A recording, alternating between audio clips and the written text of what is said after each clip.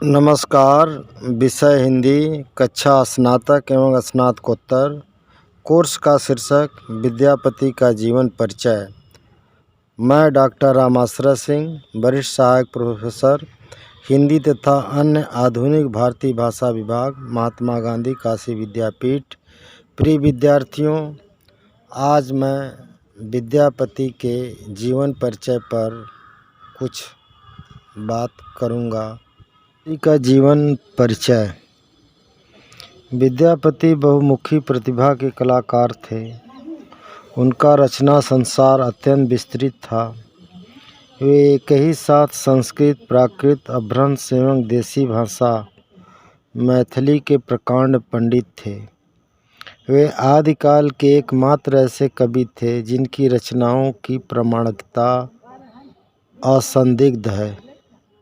यानी कहने का आशय है कि जितनी भी रचनाएं हैं सब प्रमाणित हैं, जबकि अक्सर देखा गया है कि आजकल के जितने भी कवि हैं उनकी रचनाएं प्रमाणित नहीं हैं। फिर भी उनका महत्व इस रूप में भी मान्य है कि उन्होंने जहां मध्यकालीन चरित काव्य परंपरा को एक नवीन स्वरूप देकर आगे बढ़ाया, वहीं हिंदी में गीत परंपरा को जन्म दिया। उन्होंने एक साथ ही तत्कालीन काव्य की मानक भाषा को अपनाकर प्रबंध रचनाएं की और लोक भाषा मैथिली को अपनाकर गीत मुक्तकों के माध्यम से लोक कंठ में प्रविष्ट हुए। वे एक साथ ही नागर और ग्राम्य दोनों के कंठहार बने। भाषा शैली, काव्य रूप आदि कई दृष्टियों से वे हिंदी साहित्य अध्येता के लिए प्रारंभ से ही महत्वपूर्ण रहे हैं।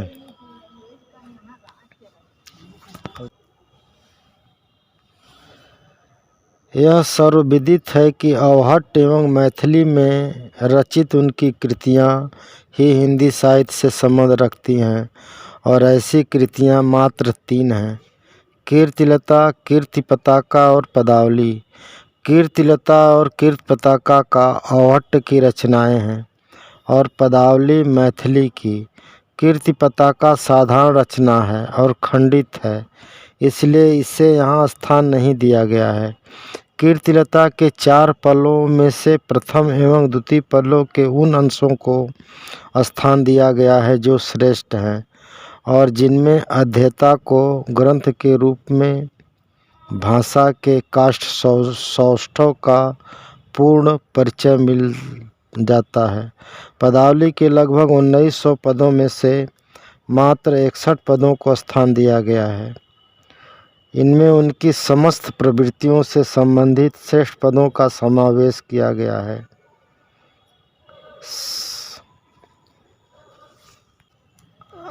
अगर हम विद्यापति के जीवन वृत्त को या जीवन परिचय को देखना चाहें तो भारतीय महापुरुष सर्वदा आत्मप्रचार की भावना से विरत रहने की चेष्टा करते रहे हैं।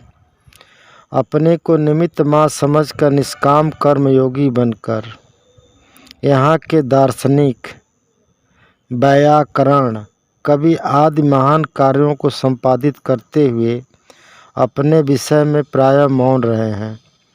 यही कारण है कि अंतः साक्ष्यों के अभाव में ऐसे अधिकांश महापुरुषों के इतिवृत्त के संबंध में जनश्रुतियों का सहारा लेना पड़ता है। महाकवि विद्यापति भी इसके अपवाद नहीं हैं। हाँ, एक बात अवश्य है कि राजाश्रय प्राप्त कवि होने के कारण विभिन्न ऐतिहासिक विवरणों से उनके जन्म, मृत्यु, व्यक्तित्व आदि के संबंध में अनुमान से कुछ निष्कर्ष निकल जाते हैं और उन्हीं निष्कर्षों पर संतोष करना पड़ता है और उसी को मान भी लिया जाता है। जैसे विद्यापति का जन्म स्थान बहुत दिनों तक अत्यंत विवादित रहा, जिसका कारण देसी वाणी में रचित उनके गीतों का व्यापक प्रचार था। विद्यापति के गीत अपनी सरसता और माधुर्य के कारण बिहार, बंगला, उड़ीसा और आसाम के विभिन्न अंचलों तक जन सामान्य में मौखिक गे रूप में ही प्रचलित थे। पदों को विभिन्न अंचलों के गायकों ने अपनी भाषागत विशेषताओं एवं सुर तान संबंधित भंगिमाओं से मंडित किया। एक ही पद विभिन्न अंचलों में गे रूप में परिभ्रमण करता हुआ उन अंचलों की विशेषताओं से मंडित हुआ। बंगाल में वैष्णव भक्त चैतन्य महाप्रभु विद्यापति के पदों को गाते गाते भाव विभोर हो जाते थे। आगे चलकर उनकी शिष्य परंपरा में विद्यापति के पदों को पर्याप्त महत्व मिला। 17वीं-18वीं शताब्दी में ही वैष्णव सहजियागढ़ उन्हें गौड़ी वैष्णव साधकों एवं नवरसकों में प्रभु स्थान देने लगे। वैष्णव दास ने उन्हें रसधाम कहा। कवि श्री गोविंद दास उसके गीतों से इतने प्रभावित थे कि उन्हें अपने पूज्य गुरु का स्थान दिया। इस प्रकार विद्यापति बंगाल के सहृदय समाज के अत्यंत प्रिय कवि हो गए। कितने ही बंगी कवियों ने उनके नाम पर स्वयं बहुत से पद रच डाले। पद कल्पतरु में बसंत राय के 51 पद संकलित हैं। बहुतों ने इन्हें विद्यापति के पदों के साथ मिला दिया और विद्यापति को इनसे अभिन्न मानने लगे। इन सब बातों का इतना प्रभाव पड़ा कि धीरे धीरे बंगालियों ने चंडीदास के समान उन्हें भी बंगला कवि मान लिया। त्रैलोक्यनाथ भट्टाचार्य ने तो स्पष्ट ही लिख दिया कि विद्यापति और चंडीदास की अतुलनीय प्रतिभा से समस्त बंग साहित्य उज्ज्वल और सजीव हुआ है। बंगालियों ने इन्हें अपना कवि सिद्ध करने के लिए बड़े तर्क खोज निकाले। 1873 ईस्वी के इंडियन एंटीक्यूरी के फरवरी अंक में प्रसिद्ध पुरातत्वविद जॉन बिम्स ने the clearly Vaishnava poet of Bengal नामक शोधपूर्ण लेख में विद्यापति के भाषा के संदर्भ में अनेक मूल्यवान तथ्य देते हुए भी उनके जन्म एवं जन्मभूमि के विषय में भ्रमपूर्ण विवरण प्रकाशित किया। उन्होंने उसमें विद्यापति का असली नाम बसंत राय तथा पिता का नाम भावानंद बताया। उनके अनुसार उनका जन्म यशोहरा जिला बंगाल के बर्नाटोर, इसे किसी ने बर्नाटोर तो किसी ने बालासोर लिखा है, ग्राम में एक ब्राह्मण परिवार में हुआ था। बाद में यूरोपीय विद्वानों ने जब पदावली का गंभीरता से अध्ययन किया तो उन्हें भाषा की दृष्टि से पदावली हिंदी के अधिक निकट जान पड़ी और उन्होंने यह निर्णय दिया कि यदि विद्यापति की भाषा प्राचीन बंगला है तो यह प्राचीन बंगला हिंदी की ही एक उपभाषा है। बंगाली विद्वान इससे शोध निर्णय से भौचक्के रह गए और उन्हें लगा कि यदि विद्यापति को अपनी भाषा से पृथक नहीं बताया जाता तो बंगला का पृथक अस्तित्व ही समाप्त हो जाएगा। फलतः सर्वप्रथम 1875 ईस्वी में राजकृष्ण मुखोपाध्याय ने बंग दर्शन पत्रिका के ज्येष्ठ मास के अंक में अपना नाम अप्रकाशित करते हुए विद्यापति नाम का निबंध लिखा और प्रमाणित किया कि विद्यापति बंगाली नहीं अपितु मिथिला के मधुबनी परगना के निवासी और मिथिलाधीश महाराज शिव संघ के अभिन्न मित्र और सभा कवि थे। इनके निबंध को पढ़कर जॉन बिम्स को भी अपनी त्रुटियों का आभास हुआ और उन्होंने पुनः एक लेख लिखकर उसका परिमार्जन किया। बाद में जॉर्ज ग्रियर्सन, नगेन्द्रनाथ गुप्त, महामहोपाध्याय, हरप्रसाद शास्त्री आदि विद्वानों ने अकाट्य तर्कों के आधार पर यह सिद्ध किया कि विद्यापति मिथिला के रहने वाले थे और उनकी भाषा मैथिली थी। एक शोधपूर्व विवरणों से अप्रमाणित हो गया कि विद्यापति का जन्म वर्तमान बिहार प्रांत के दरभंगा जिले के मधुबनी सब डिवीजन के बेनीपट्टी थाना अंचल के बिस्पी ग्राम में हुआ था। एक बड़ा गांव है जिसके कई टोले हैं। जिस टोले विशेष के विद्यापति निवासी थे उनका नाम गढ़ बिस्पी है। संभव है कि कभी यहाँ किसी राजा का गढ़ रहा हो। विद्यापति का वंश ब्राह्मण है। परंपरागत उपाधि ठाकुर या ठाकुर थी। यह गांव विद्यापति के पूर्व पुरुष विष्णु ठाकुर से लेकर विद्यापति के बहुत बाद तक उनके वंशजों का निवास स्थान रहा। कहते हैं राजा शिव सिंह ने यह गांव विद्यापति को दान में दे दिया। विद्यापति की जन्म एवं मृत्यु तिथियों के संबंध में प्रायः प्रामाणिक सामग्री का अभाव है। उनकी कृतियों में प्राप्त आश्रयदाता राजाओं से संबंधित घटनाओं, तिथियों तथा कुछ जनश्रुतियों के आधार पर जन्म एवं मृत्यु तिथियों का निर्धारण अनुमान के आधार पर किया जा सकता है। विद्यापति के पिता गणपति ठाकुर राजा गणेश्वर के मंत्री थे। विद्यापति अपने पिता के साथ राजा गणेश्वर के दरबार में जाते थे। ऐसा अनुमान किया जाता है कि उस समय विद्यापति की अवस्था 10-11 वर्ष की रही होगी।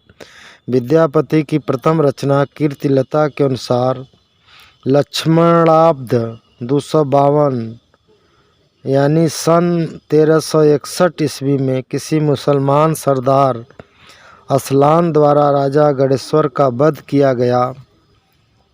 इससे स्पष्ट है कि 1361 ईस्वी के आसपास गणेश्वर के दरबार में पिता के साथ जाने वाला बालक 1350 ईस्वी के आसपास पैदा हुआ होगा। जैसा कि लिखा है, लक्षणसेन नरेश लही जवे चपख पंचवे त महुमासहि पडम पक पंचमी कहिय जे रज्जलध सलमान बुद्धि बिक्कम बले हारल पास बैसी विश्वासी गए गए नेसर मारल। यानी गणेश्वर की मृत्यु के पश्चात उनका पुत्र कीर्ति सिंह गद्दी पर बैठा। राजा कीर्ति सिंह ही विद्यापति के प्रथम आश्रयदाता थे। कीर्ति सिंह के पश्चात भव सिंह और उनके बाद देव सिंह गद्दी पर बैठे। देव सिंह की मृत्यु होने पर लक्षणाब्द 293 शक संवत 1324 अर्थात 1402 ईस्वी में उनके पुत्र शिव सिंह गद्दी पर बैठे। इस संबंध में विद्यापति का एक पद प्राप्त होता है, अनरल रंध कर लक्षण पड़ैख शक समुद्र कर अग्नि शशि चैत कार्य छठ जेठ मिलियो बार बे पई जाऊ लसी। यह जनश्रुति है कि सिंहासनोरोहण के समय शिव सिंह की अवस्था 50 वर्ष की थी और विद्यापति शिव सिंह से 2 वर्ष बड़े थे। अतः उस समय विद्यापति की अवस्था 52 वर्ष रही होगी। इस प्रकार विद्यापति का जन्म लक्षण संवत 241 सन 1350 ईस्वी में होना निश्चित होता है। उक्त घटनाओं के आधार पर विद्यापति की जन्म तिथि लक्ष्मण संवत के रूप में निश्चित होती है। उनके संबंध में विद्वानों में मतभेद है। कुछ विद्वान लक्ष्मण संवत का आरंभ 1109 में मानते हैं और कुछ 1119 में। इसी से भी विभिन्न विद्वानों द्वारा मान्य तिथियों में 10 वर्ष का अंतर पड़ जाता है। किंतु विद्यापति ने उक्त पद में लक्ष्मण संवत के साथ शक संवत भी दिया है। इससे स्पष्टीकरण में पर्याप्त सहायता मिलती है। इसलिए श्री ब्रजनंदन सहाय ने लिखा है, लक्ष्मणाब्द का आरंभ कब हुआ इसमें मतभेद है, किंतु विद्यापति की कविता से प्रमाणित होता है कि शकाब्द और लक्ष्मणाब्द में 1031 वर्षों का अंतर है। शकाब्द तो अब भी प्रचलित है और किसी भी पंचांग के देखने से यह निश्चित होगा कि ईस्वी सन और शकाब्द में 78 वर्ष का अंतर होता है। अतः विद्यापति का जन्म सन 1350 ईस्वी में होना निश्चित किया गया है। अंततः हम निष्कर्ष रूप में कह सकते हैं कि विद्यापति का जन्म कब, कहाँ, किस राजा के राजकाल में हुआ, इसका एक सूत्र यहाँ मिलता है कि जिस वर्ष विद्यापति ने शिव सिंह को स्वप्न में देखा उसी वर्ष उनकी मृत्यु हुई होगी। इस प्रकार उनकी मृत्यु 329 लक्ष्मण संवत यानी 1438 ईस्वी माना जा सकता है। जो भी हो, मृत्यु तिथि अनुमान का ही विषय है। बस स्थूल रूप से विद्यापति का जीवन काल सन 1350 ईस्वी से 1440 ईस्वी के आसपास तक माना जा सकता है।